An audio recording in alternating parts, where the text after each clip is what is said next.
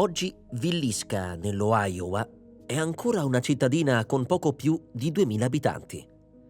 Le persone sembrano prendersi cura delle loro case e dei loro prati come ci si potrebbe aspettare.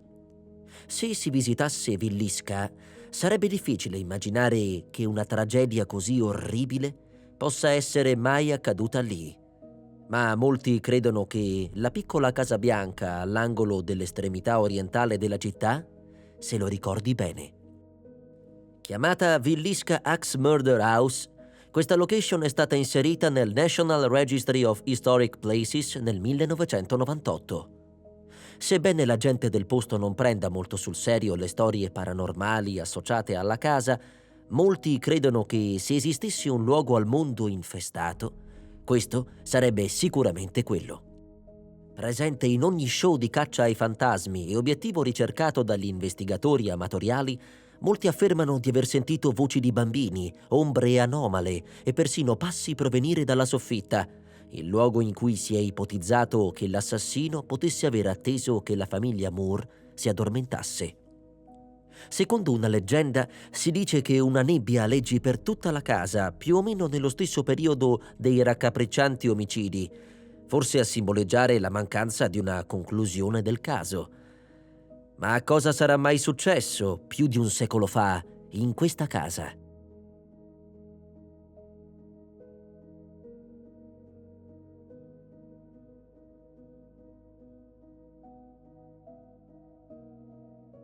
La strage di Villisca avviene tra la sera del 9 e la mattina del 10 giugno 1912.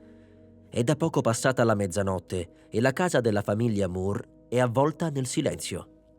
I suoi abitanti si sono già ritirati per la notte nelle loro rispettive stanze. Un'ombra si introduce in casa. Impugna un'ascia. Quello che si materializzerà da lì a poco tra quelle mura sarà l'inferno. 8 persone, 2 adulti e 6 bambini, verranno sorpresi e massacrati nel sonno. Nessuno avrà il tempo di rendersi conto del pericolo. Verranno trovati la mattina successiva nei loro letti. Sangue ovunque, sui mobili, sulle pareti. L'assassino non verrà mai identificato. L'episodio passò alla storia come il Villisca Axe Murder, uno dei delitti più orribili della storia americana del secolo scorso. Da quel giorno, per molto tempo, la tranquilla vita del paese cambiò drasticamente. Gli abitanti rinforzarono le serrature delle proprie case. I componenti delle famiglie del circondario si organizzarono per rimanere svegli a turno durante le lunghe notti, a protezione del sonno degli altri. Nessuno andava più in giro disarmato. La famiglia Moore era composta dal padre Josiah, di 43 anni, uomo d'affari tra i più in vista della zona, dalla madre Sarah, nata a Montgomery, di 39 anni, e i loro 4 figli, Herman, di 11 anni, Catherine, di 10, Boyd, di 7 e Paul, di 5. Famiglia benestante. I Moore erano ben conosciuti ed apprezzati nella comunità. Entrambi i coniugi erano attivi praticanti della chiesa presbiteriana. Il giorno precedente, domenica 9 giugno, era in programma una delle più attese ricorrenze annuali della parrocchia, il Children's Day Program, alla quale i Moore non mancarono di partecipare con i loro figli. L'evento si concluse attorno alle 9:30 di sera e meno di mezz'ora dopo la porta di casa Moore si chiuse per l'ultima volta dietro i suoi abitanti. Con loro c'erano Lena Stillinger, di 12 anni, e la sorella Ina, di 8, 2 care amiche della piccola Catherine, la quale li aveva invitate a trascorrere la notte da lei. Lena e Ina oggi riposano fianco a fianco presso il piccolo cimitero di Villisca. Alle 7 di mattina del giorno dopo, Mary Peckham, la vicina, si preoccupò, non vedendo i Moore uscire per fare le pulizie in giardino. Poche ore dopo, Mary si rese conto che c'era qualcosa di strano. L'adiacente casa dei Moore era ancora stranamente silenziosa. Le tende tirate, nessun rumore giungeva dall'interno. Bussò dunque alla loro porta e, vedendo che nessuno rispondeva, provò ad aprirla, scoprendo così che era chiusa a chiave. Andò a chiamare Ross, il fratello di Josiah, ma come la Peckham, anche Ross non ricevette risposta quando bussò alla porta e quindi la aprì con la sua copia delle chiavi. Mentre la Peckham rimaneva nel portico, Ross entrò nel salone e aprì la porta della camera degli ospiti, dove scoprì i corpi di Ina e Lena Stillinger sul letto. Quindi disse subito alla Peckham di chiamare lo sceriffo Horton, il principale agente di polizia di Villisca, che arrivò poco dopo. Horton perlustrò la casa, scoprendo che tutta la famiglia Moore era stata sterminata. Preservare la scena del crimine era un concetto ancora sconosciuto all'epoca. Almeno un centinaio di curiosi erano già entrati in casa prima che la Guardia Nazionale riuscì, solo verso mezzogiorno, a stendere un cordone protettivo attorno all'edificio. La tecnica del rilevamento delle impronte digitali era ancora agli inizi in quegli anni. Il test sul DNA era addirittura inimmaginabile. L'assassino era praticamente in una botte di ferro. Non c'erano testimoni. Chi lo avrebbe mai potuto trovare? Nessuno era in grado di farlo. I corpi di Lena e Ina Stillinger furono trovati nella piccola camera degli ospiti situata al piano inferiore. Ina era sdraiata sul lato del letto accanto alla parete e Lena stava sulla destra. Un mantello grigio copriva i loro volti devastati dalla furia omicida del misterioso visitatore notturno. La posizione nella quale fu trovata Lena era singolare. Una gamba oltre il bordo del letto e un braccio sotto il cuscino. La camicia da notte sollevata rivelava la mancanza di biancheria intima. Dalla posizione del corpo e dalle macchie di sangue si suppose che Lena fu l'unica delle 8 vittime che non fu colta nel sonno e che forse oppose resistenza al suo assassino. La possibilità che Lena fosse stata sottoposta ad abusi fu smentita in seguito ad un accurato controllo medico. Al piano superiore c'era la camera dei coniugi Moore, raggiungibile tramite una stretta e ripida scalinata che sbucava proprio ai piedi del letto. Josiah era sdraiato supino con un braccio sul petto, la moglie al suo fianco, entrambi i volti sfigurati dalle ferite provocate dall'ascia del loro assassino. Pochi metri più in là, la camera da letto dei ragazzi. A sinistra c'era un letto con il ragazzino sdraiato a pancia in giù, anche lui colpito alla testa. Una canottiera intrisa di sangue era posta sul suo capo. Di fronte un altro letto con la ragazzina, anche lei colpita alla testa. Un vestitino era stato posto a coprirle il viso.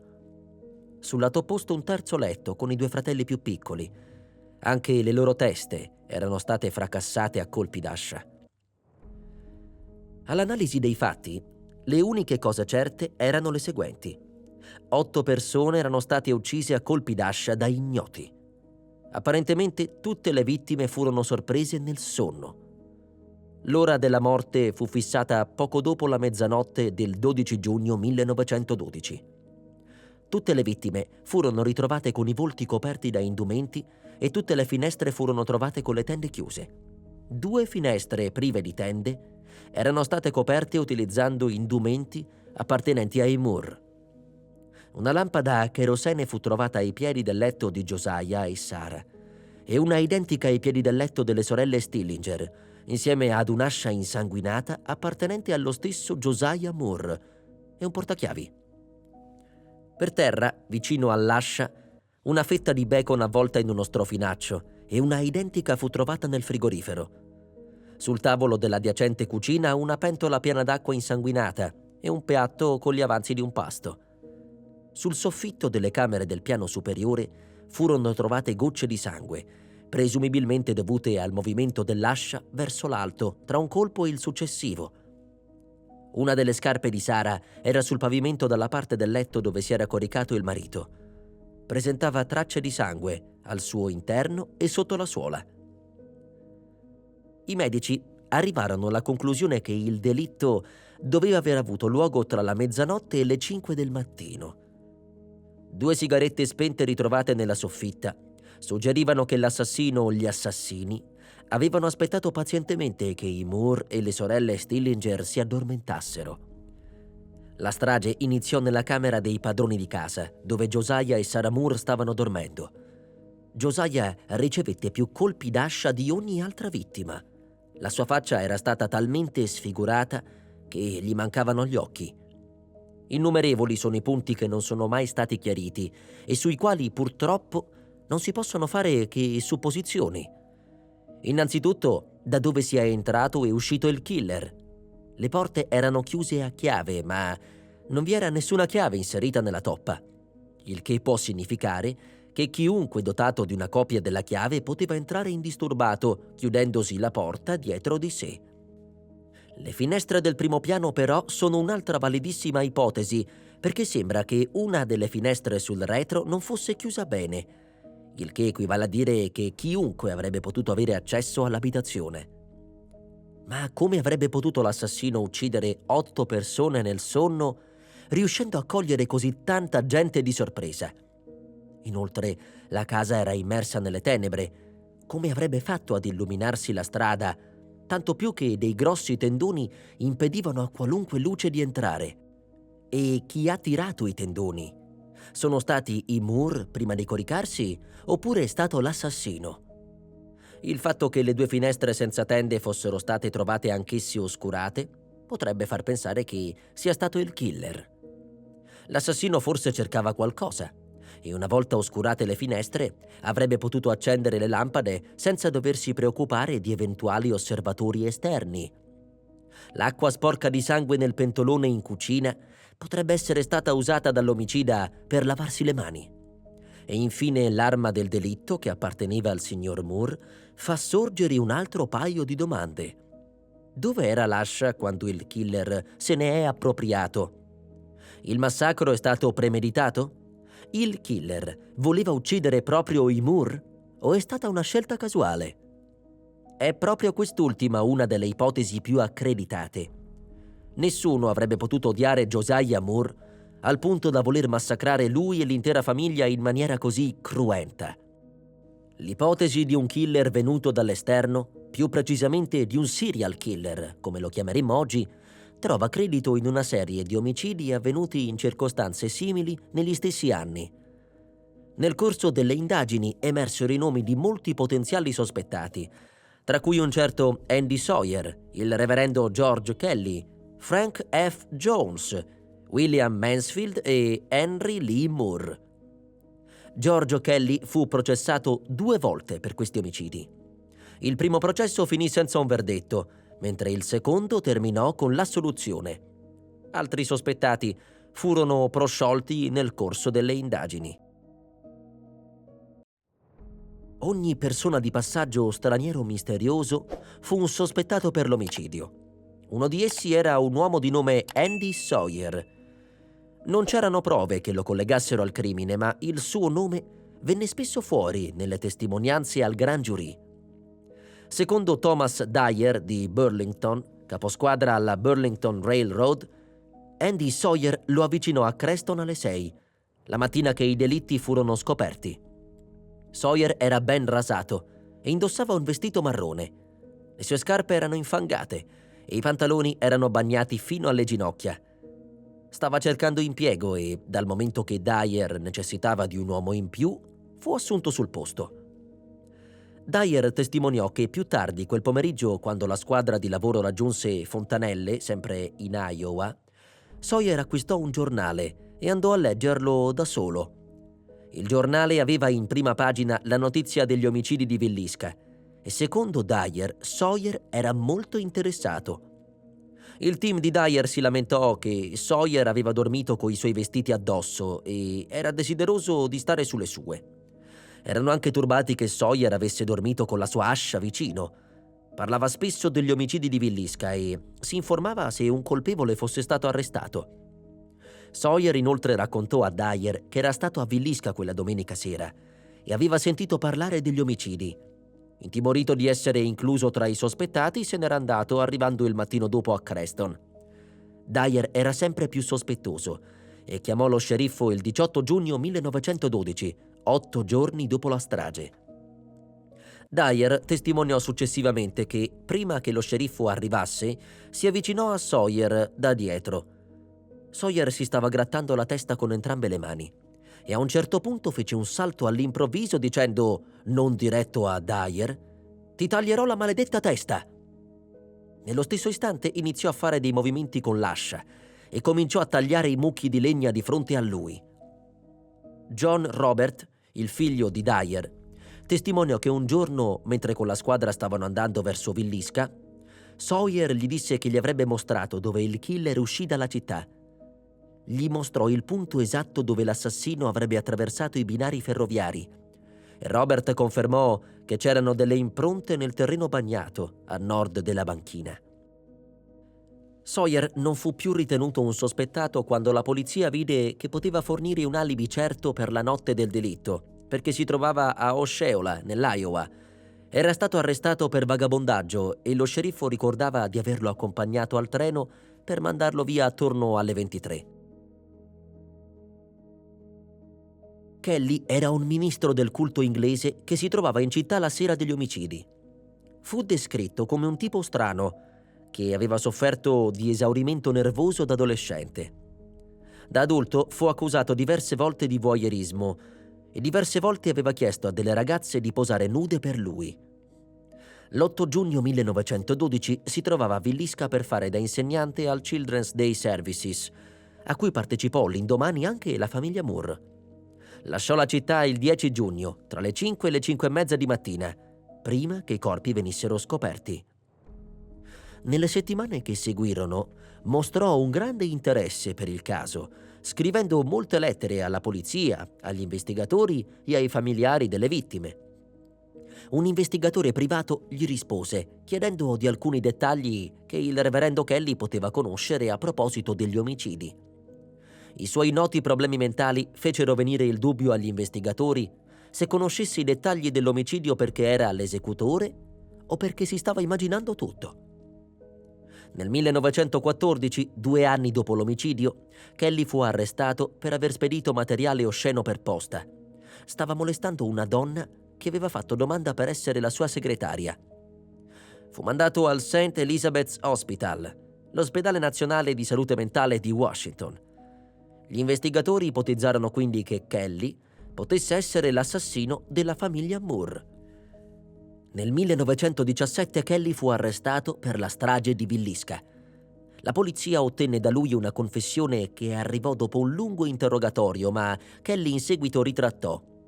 Dopo 2 distinti processi, fu assolto. Frank Fernando Jones era un residente di Villisca e senatore dell'Iowa. Josiah Moore aveva lavorato per lui nel suo negozio di macchinari agricoli per molti anni, prima di aprirne uno suo. Moore probabilmente tolse a Jones un importante volume d'affari, incluso un importante accordo commerciale con la Deere & Company. Si diceva che Moore avesse una relazione con la figliastra di Jones, nonostante non ci fossero prove a supporto di queste voci. Secondo un'altra teoria, il senatore Jones assunse un certo William Blackie Mansfield per uccidere la famiglia Moore. Si riteneva che Mansfield fosse un serial killer perché uccise la moglie, il figlio neonato, il padre e la matrigna con un'ascia 2 anni dopo gli omicidi di Villisca. Sembra che abbia anche commesso degli omicidi, sempre con un'ascia a Paola, in Kansas, 4 giorni prima dei fatti di Villisca. È stato inoltre un sospettato per il duplice omicidio di Jeannie Peterson e Jenny Miller, in Illinois. Tutti i luoghi degli omicidi erano raggiungibili in treno e tutti i delitti furono eseguiti alla stessa maniera. Mansfield fu rilasciato dopo che uno speciale grand jury della contea di Montgomery rifiutò di incriminarlo basandosi sul fatto che il suo alibi reggeva.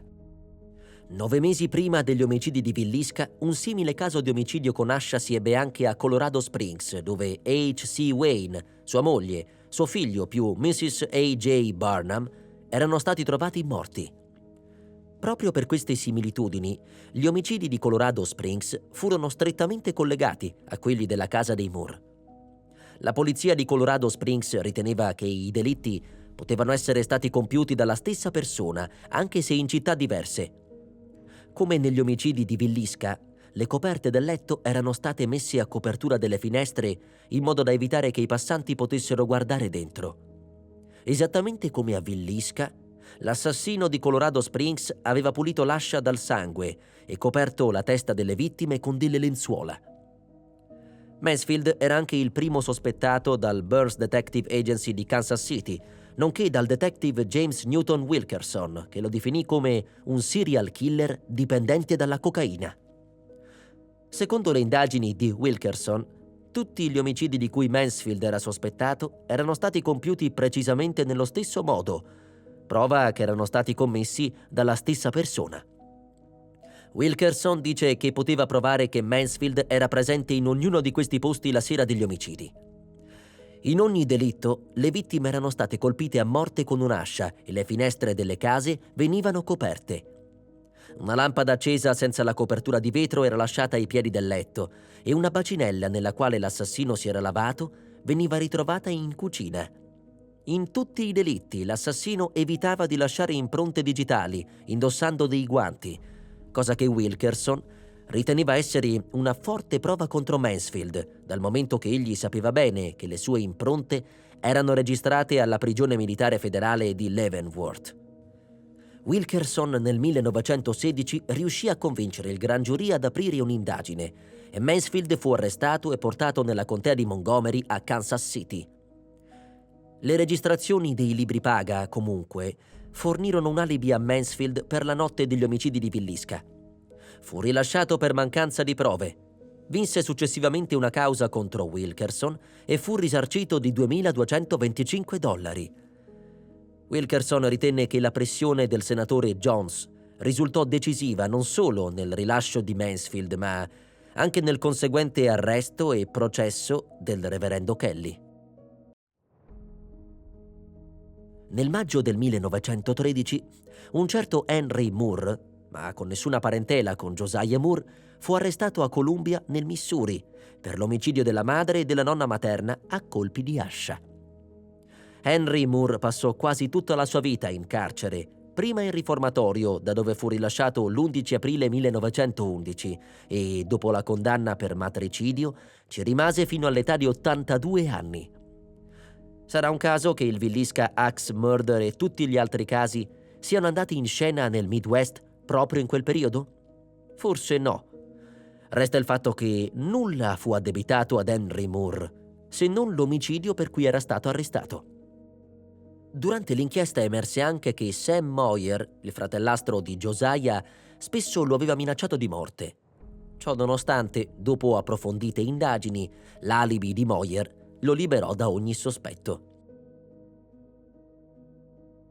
Negli anni 90 la casa non si differenziava quasi per niente dalle altre case moderne del quartiere, anche se la sua orribile storia rimaneva. Ma nel 1994 la casa passò in nuove mani interessate a riportare in vita l'epoca del suo famigerato crimine. Sotto la proprietà di Darwin Lynn, la casa fu restaurata con meticolosi dettagli, riportandola alle condizioni del 1912. Fu aggiunta al National Register of Historic Places nel 1998 e nello stesso anno le fu conferito il Preservation at its Best Award dall'Iowa Historic Preservation Alliance. Sin dal suo restauro, la Villisca Axe Murder House è diventata una location leggendaria per gli amanti di tutto ciò che è morboso e potenzialmente paranormale. Mentre gli americani interessati arrivavano da ogni dove per vedere la scena di questo storico crimine, alcuni turisti se ne andavano con strani incontri alle spalle. Oltre a essere il sito di un omicidio di 8 persone, la Villisca Axe Murder House stava sviluppando un'eredità come una delle case più infestate dell'Iowa. Le affermazioni paranormali che circondano la Villisca Axe Murder House sono numerose e di lunga data. Segnalazioni di strani eventi sono comuni da quando la casa è stata restaurata e spaziano dall'intrigante al decisamente da brivido. Le foto scattate dai turisti intorno alla casa spesso presentano strane anomalie, mentre alcuni hanno catturato presunte sfere all'interno della casa. Altri hanno catturato lunghe strisce di luce misteriosa e altri ancora hanno rilevato immagini curiosamente semi-oscurate, come se le foto fossero state tagliate. Durante i soggiorni i visitatori spesso riferiscono di aver sentito forti passi provenire dall'alto, ma di non aver trovato nessuno ai piani superiori. Nel piccolo spazio della soffitta, alcune persone raccontano di aver provato sensazioni strane o inquietanti, mentre altri affermano di aver sentito uno strano odore di fumo di sigaretta, come se lo spirito dell'assassino si stesse ancora godendo qualche sigaretta per passare il tempo nascosto. A volte nella casa si sentono voci disincarnate, spesso voci di bambini. Dato che 6 bambini erano morti in seguito agli omicidi, molti di coloro che vengono a far visita portano giocattoli e questi giocattoli vengono spesso trovati spostati in posti strani o sistemati in modi in cui nessun dipendente li aveva messi. Molti credono che gli spiriti dei 6 piccoli stiano muovendo questi giocattoli e giocando con loro. Molti investigatori hanno tentato di giocare attivamente con i bambini e alcuni riferiscono di aver visto palle o macchinine rotolare verso di loro da forze invisibili. Un aspetto ricorrente dell'attività in casa è la sua apparente intensificazione intorno alle 2 di notte, in coincidenza con il passaggio di un treno attraverso Villisca. Questo momento specifico è spesso segnato dall'emergere di una nebbia misteriosa all'interno delle camere da letto, in seguito al fischio del treno. La presenza della nebbia, unita al successivo suono di gocciolamento, rispecchia gli eventi di quella fatidica notte del 1912 e molti cacciatori di fantasmi in visita alla casa spesso affermano che rumori e voci disincarnate possono essere uditi subito dopo il passaggio dei treni. Ma un'altra strana morte è avvenuta nella casa molti anni dopo la strage della famiglia Moore. La notte del 7 novembre 2014, Robert Lorsen, un cacciatore di fantasmi, e i suoi anziani genitori si sono registrati nella Villisca Axe Murder House.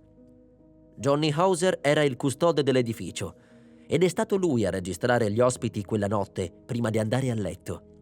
Non aveva idea che solo poche ore dopo il figlio di mezza età della coppia sarebbe stato trovato in una pozza di sangue con un coltello da caccia che gli sporgeva dal petto. A quanto pare si era accoltellato nella Axe Murder House, senza alcuna ragione apparente. L'uomo è stato trasportato presso il Creighton Medical Center ormai privo di vita. La proprietaria, la 77enne Martha Allin, ha riferito che era la prima volta che si verificava un fatto di sangue alla sua Villisca Axe Murder House.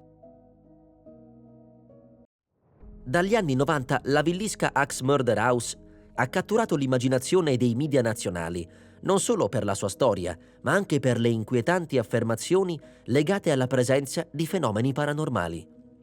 La casa, che ancora oggi conserva l'eco di quell'atroce notte del 1912, è stata protagonista di numerosi programmi televisivi che ne hanno accresciuto il fascino misterioso.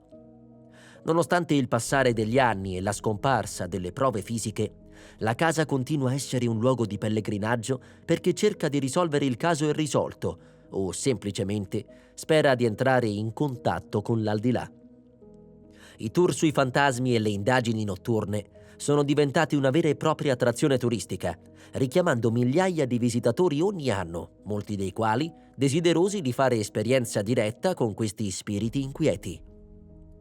Ogni angolo della casa racconta una storia.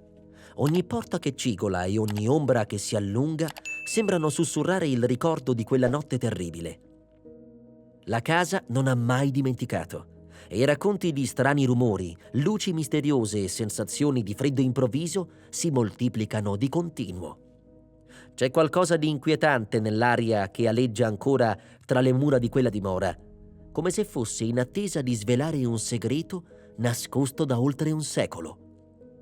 Chissà se un giorno tra le ombre di quelle stanze gli spiriti della Villisca Axe Murder House decideranno di rivelare ciò che ancora nessuno ha mai saputo. Forse la verità è lì, nascosta tra le vicende di un passato che non vuole essere dimenticato.